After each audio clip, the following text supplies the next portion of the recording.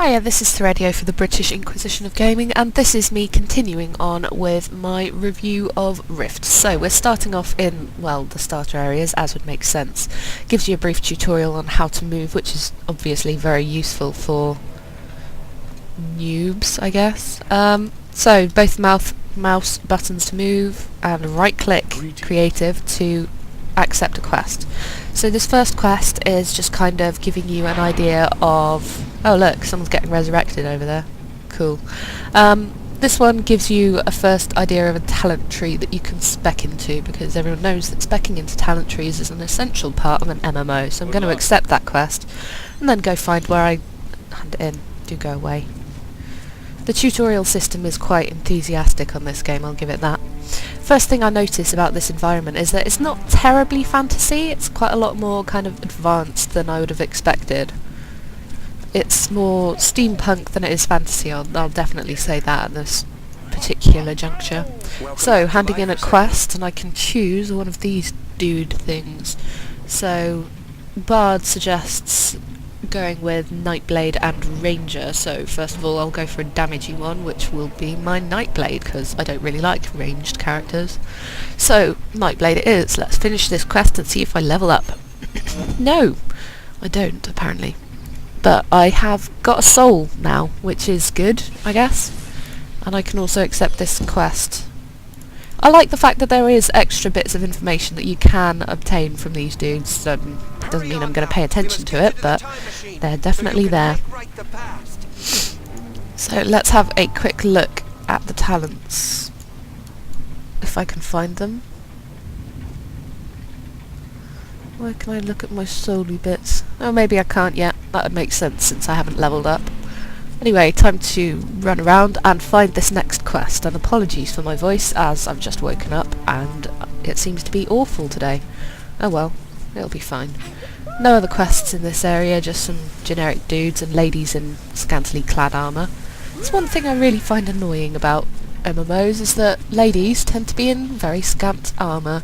It doesn't offer much protection from either the elements or from anything else really. I mean, if you're fighting something, you want to be in a decent amount of clothes, surely? I mean, really. This lady, same thing again, just wearing strings on her legs, it doesn't make sense. Right, let's choose this potion of healing, because everyone knows that healing potions are awesome. And I'm going to go and kill some dudes, apparently, which is always good. The mini-map, I don't think it's terribly useful. It's kind of alright, but it's not amazing by any kind of point. It gives you a kind of area. I'm going to zoom out, because I always zoom out all the way in any MMO with the mini-map. The map kind of appears over here and it blurs out if you mouse over something else like that. I find that quite annoying personally, but I'm just going to go with it. Bags are down on the right hand side, and I found out yesterday that you can actually completely change the look of your action bars and such like. Anyway, I don't care about that at the moment. I'm going to go and hit things with sticks. Oh, I've got a fiery spike. Let's see what this looks like. Aha! Well, I can fire them. That's always a good sign. Combo points and energy kind of system, quite a lot like another notable MMO that I'm sure we could all name. But that doesn't mean it's a bad thing. I mean, we all know that rogues kind of work. I'm sure you've tried rogues before. And they do work, that's for sure. It seems like we've got an eviscerate kind of move. Yeah, a finisher that deals weapon plus fire damage. Energy cost is reduced when more combo points. Well, that makes sense. This one is another kind of strong attack, and this one is a fiery attack. I don't know why you'd ever use Primal Strike when Fiery Strike is right there and it does more damage. Oh right, that one's... Oh, I see. So Fiery Strike is like a poisony kind of thing, whereas the other one is not. Also, you may notice that this is not the Threadio character that I created before. This is because there was an error in the video making, and it just didn't work very well, so...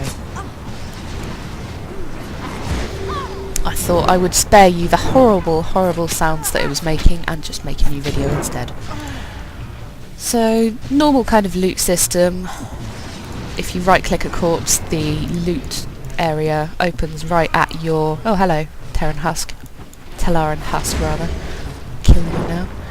The loot button opens right at your feet, or wherever you click really, and then you loot. Seems like the lowest currency is silver, which is kind of nice. It makes you feel like you're achieving loads when you get silvers, but you're actually just achieving the same kind of thing as you would on WoW really. So, little bits of silver. I've got 19 whole silver so far. Fantastic. Right, I've completed this quest, so I shall go back. So far I've got some nice knives going on. I hope I'll get a new one soon.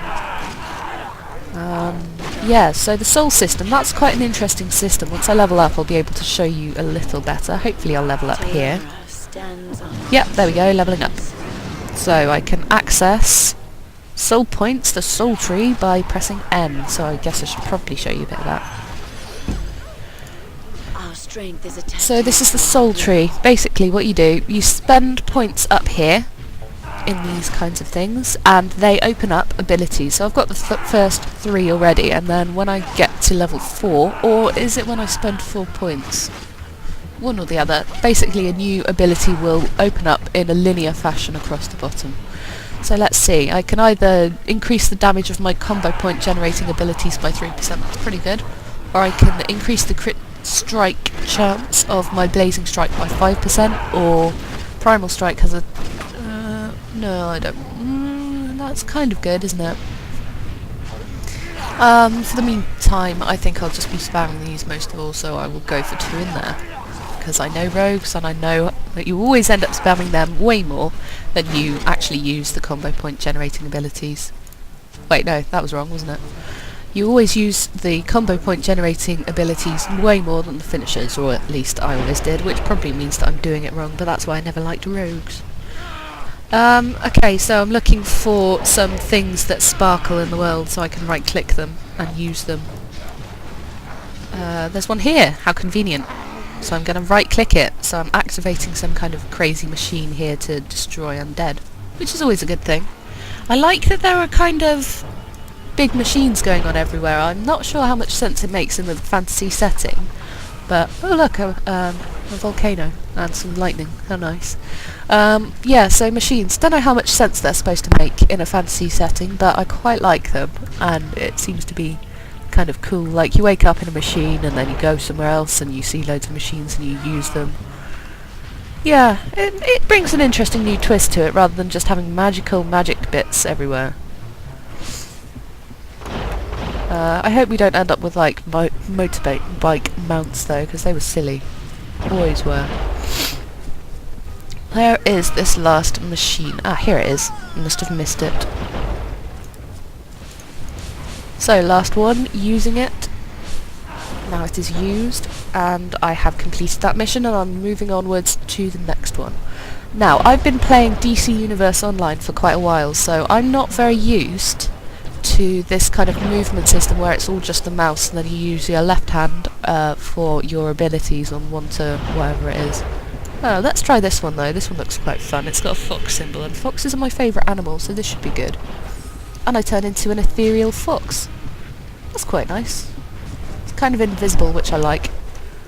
Foxes should be invisible, that's the best kind of fox. Ooh, colour change. And things falling from the sky. Fantastic. Yeah, it is a very, very pretty game, I will certainly give it that. Very pretty indeed. So we've got some general environment-y bits. Some knowledge collective dude. Shall I talk to him? Oh, it looks like it's... I see. It's an information point, basically. So, I'm going to get a new bow and a new shiv from this, which is always a good sign. And, ooh, look at that. For this next quest, I'll get access to a new soul. Good, good, good.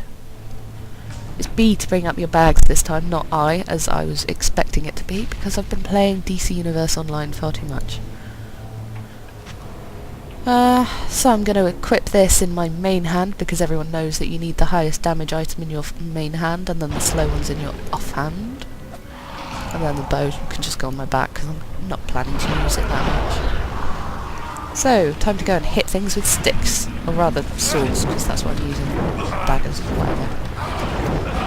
Shivs. That would be most accurate, wouldn't it? Let's kill this thing. It's quite cool looking, isn't it? A lot more interesting than your generic kind of Void Walker thing, which isn't very interesting at all anymore. Come here. Both of them tagged by NPCs, how embarrassing. So I did play a rogue during Burning Crusade and also during, well yeah, mostly during Burning Crusade actually. But I enjoyed it for a while, and then when Lich King came in I just kind of started hating everything about rogue. So I stopped playing at that point, but I'm trying it again here, I'm giving it a chance. And so far it's alright. I mean, I'm taking quite a lot of damage here, but that's normal. Rogues are squishy, everyone knows rogues are squishy. I'm gonna go sit here and have a drink now because my health went down quite low. What's this? Tutorial tip alert. Oh, recharge. So you recharge out of combat, and you can also eat and drink stuff, which is kind of a no-brainer.